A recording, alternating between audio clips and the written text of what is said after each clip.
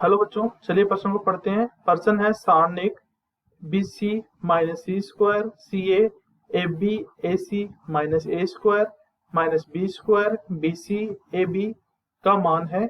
आपको चार ऑप्शन दिए गए हैं। ऑप्शन ए है 4abc, ऑप्शन बी है 4a² बी स्क्वायर सी स्क्वायर, ऑप्शन सी है 4a³ B cube C cube और ऑप्शन डी है इनमें से कोई नहीं।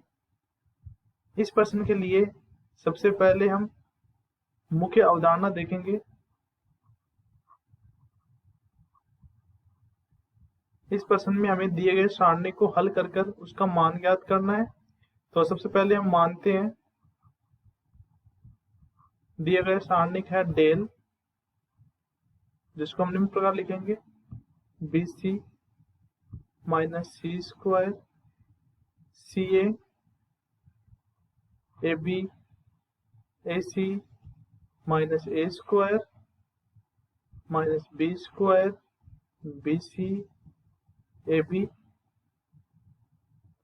अब यहाँ पर आप ध्यान से देखोगे तो आपको पता चलेगा कि प्रत्येक पंक्ति में कुछ ना कुछ कॉमन आ रहा है। जैसे प्रथम पंक्ति में यहाँ से सी कॉमन आ रहा है, द्वितीय पंक्ति से ए कॉमन आ रहा है और तृतीय पंक्ति से बी कॉमन आ रहा है। तो यहाँ से हम ए बी सी कॉमन लेंगे तो आपके पास में आएगा ए बी सी। फिर सारणिक प्रथम पंक्ति से हमने सी कॉमन लिया था तो हम लिखेंगे यहाँ पर बी माइनस सी ए। द्वितीय पंक्ति से ए कॉमन लिया तो हम लिखेंगे बी सी माइनस ए और तृतीय पंक्ति से हमने बी कॉमन लिया तो हम लिखेंगे माइनस का बी सी ए। अब पुनः हम तीनों स्तंभ अर्थात प्रथम स्तंभ, द्वितीय स्तंभ और तृतीय स्तंभ से कुछ ना कुछ कॉमन लेंगे। यहाँ से हम प्रथम स्तंभ से बी कॉमन लेंगे, द्वितीय स्तंभ से सी कॉमन लेंगे और तृतीय स्तंभ से ए कॉमन लेंगे। तो आपके पास में आएगा ए स्क्वायर बी स्क्वायर सी स्क्वायर और आपके पास में बच जाएगा एक माइनस एक एक एक एक माइनस एक माइनस एक एक एक। अब यहाँ से हम प्रथम पंक्ति को प्रथम पंक्ति और द्वितीय पंक्ति के योग के रूप में लिखेंगे, अर्थात हम यहाँ से R1 को चेंज करेंगे R1 प्लस R2 में। तो हमारे पास में आएगा डेल बराबर ए स्क्वायर बी स्क्वायर सी स्क्वायर और अंदर आ जाएगा आपके पास में 2 0 0। अब नीचे वाली पंक्ति ऐसे कैसे आ जाएगी एक एक माइनस एक माइनस एक एक एक।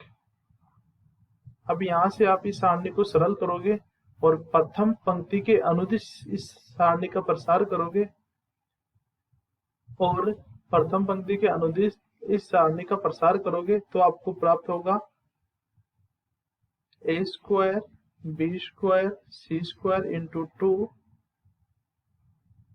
और आएगा सारणिक एक माइनस एक एक एक और आगे वाले दोनों पद 0 हो जाएंगे, इसलिए उनको लिखने की कोई जरूरत नहीं है। तो हम इसको आगे निम्न प्रकार सरल करेंगे। इसको हम लिख सकते हैं 2 ए स्क्वायर बी स्क्वायर सी स्क्वायर और आपके पास में मैट्रिक्स आई थी एक माइनस एक एक एक। अब यहाँ से हम इस मैट्रिक्स को आसानी से सरल कर सकते हैं। तो आपके पास में आएगा 2 ए स्क्वायर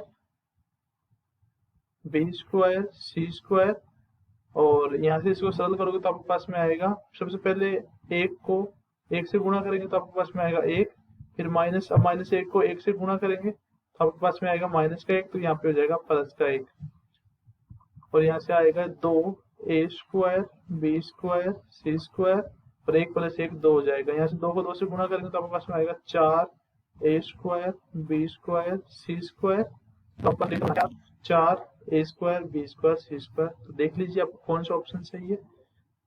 तो यहाँ से ऑप्शन नंबर बी आपका बिल्कुल सही है। तो हम बोल सकते हैं कि ऑप्शन नंबर बी आपका बिल्कुल सही है। तो बच्चों, हमने मुख्य अवधारणा के आधार पर इस प्रश्न को आसानी से सरल कर लिया है। आशा करते हैं आप सभी को समझ में आया होगा। धन्यवाद।